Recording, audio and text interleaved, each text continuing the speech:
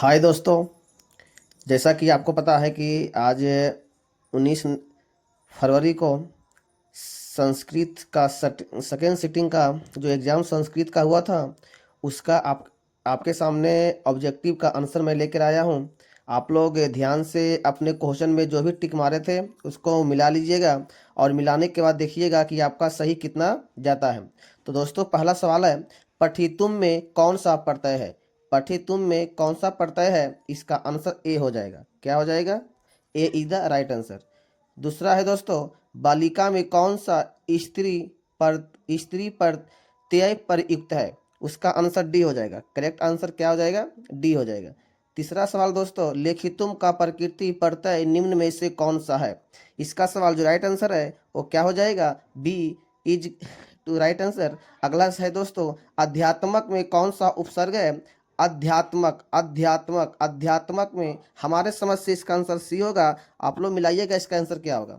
उसके बाद अगला सवाल चलते हैं। अगला सवाल है, निबंध में कौन सा पर उपसर्ग है? निबंध में कौन सा उपसर्ग है? इसका answer A is the right answer. उसके बाद अब उपसर्ग से निर्मित पद कौन सा है? इसका बी जो हो जाएगा दोस्तों वो राइट आंसर हो जाएगा।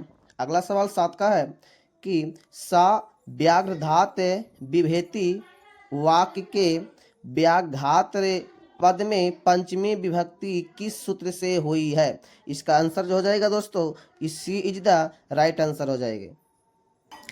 अगला सवाल दोस्तों, करने तृतीया सूत्र से किस वाक्य में तृतीया विभक्ति हुई है? इसका ए इज द राइट आंसर। ए जो हो जाएगा सही आंसर हो जाएगा। 9 नंबर है, क्रिया विशेषण में कौन सी विभक्ति प्रयुक्त होती है?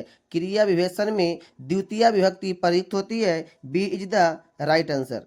अगला है दोस्तों कि एतत् अगला सवाल दोस्तों, एतत् शब्द का रूप निम्न में से कौन सा है? एतत् शब्द का रूप निम्न में से कौन सा है? इसका आंसर डी इज द हो जाएगा राइट आंसर। अगला सवाल चलते हैं दोस्तों।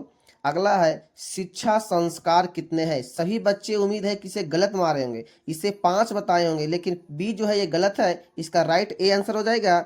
ए इज द राइट आंसर। शिक्षा में 6 संस्कार होते हैं और गर्भधारण में 3 संस्कार होते हैं। अगला सवाल दोस्तों 12 में, नीति श्लोक का पाठ महाभारत के किस पर्व से संकलित है? नीति श्लोक का पाठ महाभारत के किस पर्व से संकलित है? आपको पता है कि महाभारत में कुल 18 पर्व है और 18 पर्व में कुल इसका जो सी नंबर जो दिख रहा है दोस्तों उद्योग पर्व, ये सी इसका राइट आंसर हो जाएगा। इससे लिया गया। 13 नंबर, उत्तम शांति क्या है? उत्तम शांति क्या है? एक क्षमा है दोस्तों। इसका आंसर जो हो जाएगा वो हो जाएगा सी हो जाएगा। 14 है दोस्तों, भीखन टोला गांव को देखने कौन आए थे? आपको पता है संस्कृत में आपको हमने पढ़ाया था कि भीखन टोला देखने के लिए एक शिक्षक आते हैं, तो सी इज द राइट आंसर।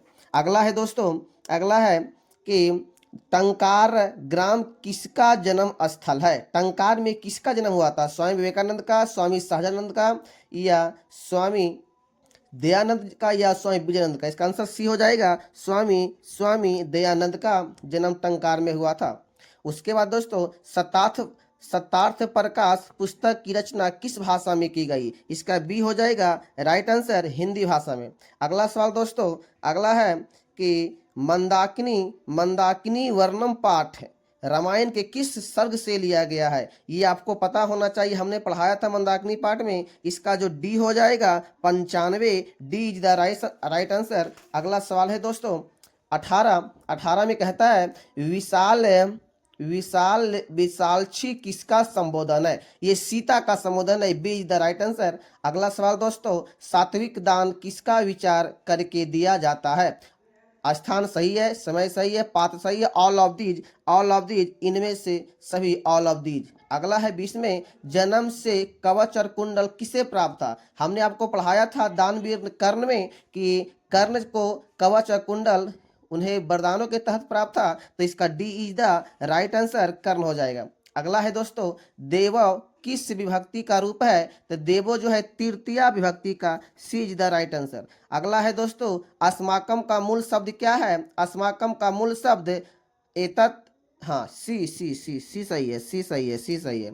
अगला है अष्टाध्यायी किसकी रचना है? ये आंसर हो जाएगा पालिनी की रचना है। किसकी है? पालिनी की। अगला सवाल चलते हैं दोस्तों। अगला सवाल है, कौमुदी महोत्सव का आयोजन किस ऋतु में प्रचलित था? कौमुदी महोत्सव शरद ऋतु में। ये सी इज द राइट आंसर। अगला है दोस्तों कि आलस्य को किसके समान बताया गया है? मित्र के समान, धन के समान, शत्रु के समान, शत्रु के समान। सी इज द राइट आंसर। अगला है दोस्तों, पटना शब्द की उत्पत्ति किस शब्द से हुआ? तो पटना शब्द की उत्पत्ति पतन नामक शब्द से हुआ था। ये आपको पढ़ाया गया था। आलसियों का शरणदाता कौन होता है? तो कारुणिकी। ये वाला B is the right answer हो जाएगा। अगला है अथर्ववेद में कितनी लेखिकाओं का उल्लेख किया गया है?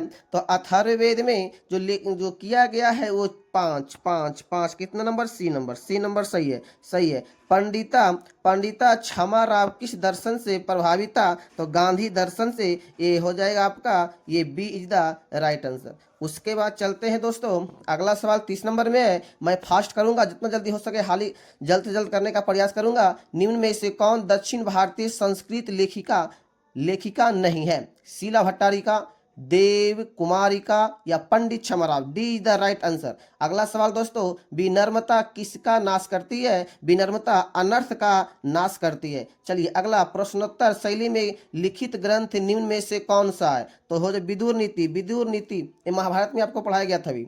जन्म पूर्व संस्कारों की कुल संख्या 3। जन्मापूर्व गर्भाधान संस्कार कितने हैं? 3 है। राइट आंसर हो जाएगा सी। अगला, प्राचीन काल में शिष्य को क्या कहा जाता था? ब्रह्मचारी कहा जाता था। सी इज द राइट आंसर। अगला है, हमारी मातृभूमि कैसी है? तो पुण्यदायी है। हमारी जो धरती है दोस्तों पुण्यदायी है। अगला जो सवाल है दोस्तों, इसके बाद हमें चलता।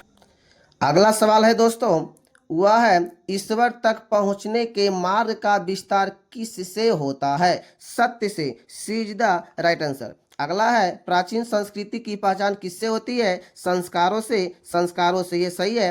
और एक छूट गया था, आपागामी, ये नदियों के द्वारा। यह भी सही है। अगला चलते हैं, मैत्रेयी कौन था? तो इसकी पत्नी थी। किसकी? सी इज द राइट आंसर। अगला है, शतार्थ कुशला कौन थे? शतार्थ कुशला कौन थी? ये गार्गी। सी इज द राइट आंसर। अगला हो जाएगा, स्वार्थ किसको बढ़ाता है? ये बैर को, दुश्मन को। ये सी हो जाएगा। ए हो जाएगा। ए इज द राइट आंसर। अगला चलते हैं दोस्तों, अंगराज किसे कहा गया है? अंगराज किसे कहा गया है? तो कर्ण को। हाँ, D is the right answer. कर्ण को कहा गया अंगराज। निरुक्त के रचयिता कौन है? तो हमें शायद लग रहा है यासक। बी वाला हमें लग रहा है, लेकिन आपको क्या होगा आप ध्यान दीजिएगा। हमें लग रहा है इसका आंसर बी होना चाहिए। चलिए अगला है, धर्म के कितने लक्षण है? तो धर्म के 12 लक्षण है। चलते अगला सवाल, विजय कैसे प्राप्त होती है? विजय सत्य से विजय की प्राप्ति होती है। D is the right answer. Pataliputra के निकट किसका अत्यधिक उत्पादन होता था? तो देखिए पहले तो फूलों का वहां बगीचा ही हुआ करता था। तो ये जो मारे हैं दोस्तों गलत मारे हैं, ये नहीं होगा। वहां पर जो होता था फसल में वो धान होता था दोस्तों। B is the right answer. अगला है, किसे जानकर जन्म और मृत्यु रूपी भाव सागर को पार कर सकते हैं? ईश्वर को। B is the right answer. अगला है दोस्तों, चंद्रगुप्त मौर्य के काल में पाटलिपुत्र की कौन सी व्यवस्था उत्कृष्ट थी? तो रक्षा। ये डी इज द क्या हो जाएगा? Right answer. ये डी इसका हो जाएगा राइट आंसर। अगला चलते हैं दोस्तों, पाटलिपुत्र किस प्रांत की राजधानी है? तो ये आपको पता ही होगा कि आपके राज बिहार की। B is right answer. अलसशाला में बढ़ती हुई आग को देखकर पहले कौन भागा? तो जो मूर्ख लोग थे वही तो भागे थे ना। मूर्ख लोग जो थे देखकर पहले कौन भागा? तो ये धूर्त लोग, जो बनावटी भेष बना के आया था, जो मूर्ख बन के बनावटी भेष बनाकर भिखारी बन के आया था कि हम आलस हैं, हम आलसी हैं, वही तो भागा था ना। लेकिन जो 4 आलसी थे वो नहीं भाग पाए थे। इसका बी इज द क्या हो जाएगा? Right answer. आत्मन शब्द के तृतीय विभक्ति एकवचन का रूप कौन सा है? ये हो जाएगा ए हो जाएगा। क्या हो जाएगा? ए हो जाएगा। हालांकि जहां तक यहाँ मारा गया है लगभग सही जा रहा है। पाठ्यस्यते किस लकार का रूप है? तो पाठ्यस्यति लट लकार का। आपको लट लकार ग्रामर में पढ़ाए थे संस्कृत में। शोभते किस लकार का रूप है? तो ये शोभते लोट लकार का। B is the right answer. ये बी है। B is the right answer. अगला चलते हैं, विरक्ति अभूत में कौन सी संधि है? तो व्यंजन संधि हो जाएगा। ए इज द राइट आंसर। अगला, इत धातु के लट लकार प्रथम पुरुष एकवचन के रूप में कौन सा है? तो इच्छति। तीतांती आप लोग पढ़े होंगे। ये क्षति। सी इज द राइट आंसर। अगला चलते हैं दोस्तों, दे रक्षा में कौन सा समास है? तो दे रक्षा में बी वाला तत्पुरुष समास है। अभिज्ञान शब्द में कौन सा उपसर्ग है? अभी। अभी जो हो जाएगा ये बी इज राइट आंसर। बहुव्रीहि समाज का उदाहरण कौन सा है? इसका उदाहरण कौन सा है? धनश्यामा, A is the right answer. कर्णवीर का समस्त पद निम्न में से कौन सा है? कर्णवीर का समस्त पद हो जाएगा कर्मवीरा, A is the right answer. A is the right answer. बहुत ही आसान सवाल है सब दोस्तों। कुल गुरु में कौन सा समास है? तो कुल गुरु में तत्पुरुष समास है, ये वाला D. D is the right answer. Maithili भाषा के कवि कौन है? तो ये विद्यापति। बहुत सारे बच्चे गलत मारे होंगे, बहुत सारे बच्चे राजशेखर कर दिए। राजशेखर नहीं होगा, विद्यापति होगा। तो 61 का जो B is the right answer. दोस्तों 62 नंबर सवाल है आपका कि स्वर संधि के प्रमुख कितने भेद हैं? कितने भेद स्वर संधि के हैं? तो हमें लगता है सी होगा। आपका क्या लगा? आप लोग ध्यान दीजिएगा, एक बार थोड़ा मिला लीजिएगा क्योंकि हमें इस पर डाउट है। आंसर हमें सी लग रहा है। विद्यार्थी का संधि विच्छेद इनमें से कौन सा है? तो विद्यार्थी का संधि विच्छेद जो है वो ए हो जाएगा। किस संधि में व्यंजन के साथ व्यंजन अथवा स्वर के मेल का विकार उत्पन्न होता है? ये सी इज द राइट आंसर, ये सी हो जाएगी। चलिए अगला, राजपुरुष पद में कौन सा समास है? राजपुरुष पद में जो हो जाएगा B is the right answer. चलिए बी हो जाएगा। महादेव पद का विग्रह क्या होगा? महादेव पद का विग्रह महादेवा, दी वाला ये हो जाएगा राइट आंसर। नीलम कमलम का शब्द समस्त पद निम्न में से कौन सा है? तो ये B is the right answer. अगला है गच्छेत किस लकार का रूप है? विधि लंग लकार। ये हो जाएगा आपका लकार। आपको 5 भागों में बांटा गया था, तो ये हो जाएगा। खाद्य धातु के लिट लकार प्रथम पुरुष एकवचन के रूप में खाद्य सत्य, ये वाला D is the right answer.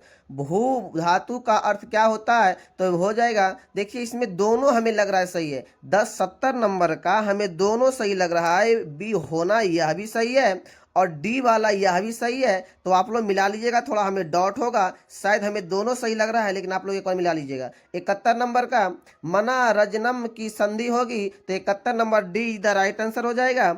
अगला है दोस्तों स्वेच्छा का संधि विच्छेद, ये D is the right answer. स्वेच्छा डी ही होगा, ऐसे तो बी भी सही है, लेकिन आपका करेक्ट आंसर डी होगा। अगला चलते हैं आओ, ये आपका आंसर हो जाएगा B is the right answer.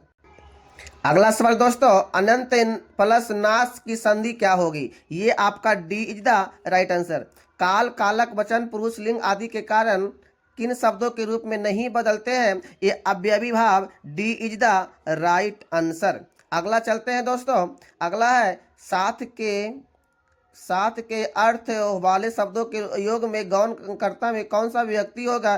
तृतीया विभक्ति, B is the right answer. अगला, निम्न में से कौन सा शब्द आक्रांत है? गीता। गीता।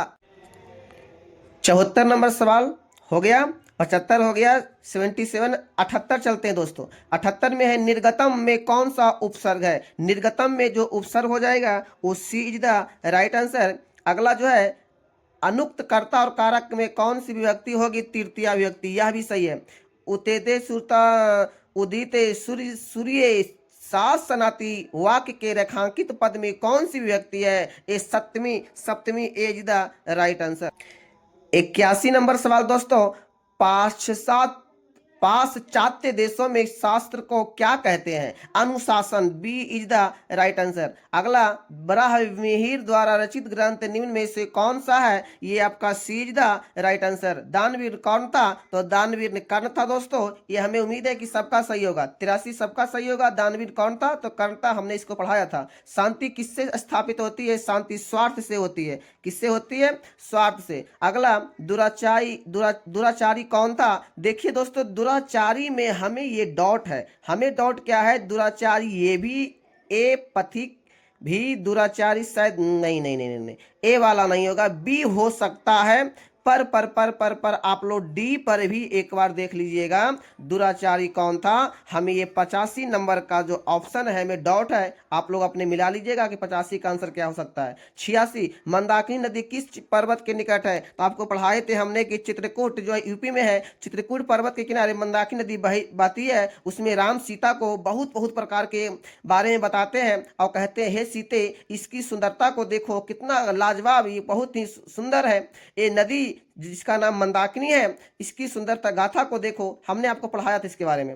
अगला है दोस्तों, रोगी के लिए लाभदायक कौन होता है? भोजन होता है, धन, औषधि, नहीं, डी आराम। क्योंकि रोगी अगर किसी हो जाते हैं, रोग उत्पन्न हो जाता है, तो उसे आराम करने की होती है जरूरत। तो अगला दोस्तों चल 88 नंबर का सवाल, बिरजानंद कहाँ रहते थे? वाराणसी में, मथुरा में, आगरा में या हरिद्वार में? तो बिरजानंद जो रहते थे दोस्तों मथुरा में रहते थे। B is the right answer. DAV विद्यालय की स्थापना कब हुआ था? 1883 में। पता होना चाहिए किसने किया था? स्वामी दयानंद सरस्वती ने किया था, जिन्होंने आर्य समाज की स्थापना किए थे, आर्य समाज की स्थापना किए थे। 90 नंबर, राम प्रवेश राम के परिवार में सदस्यों की कुल संख्या कितने थे? तो 4 थी, एक भाई बहन और माता पिता। ये क्या हो जाएगा?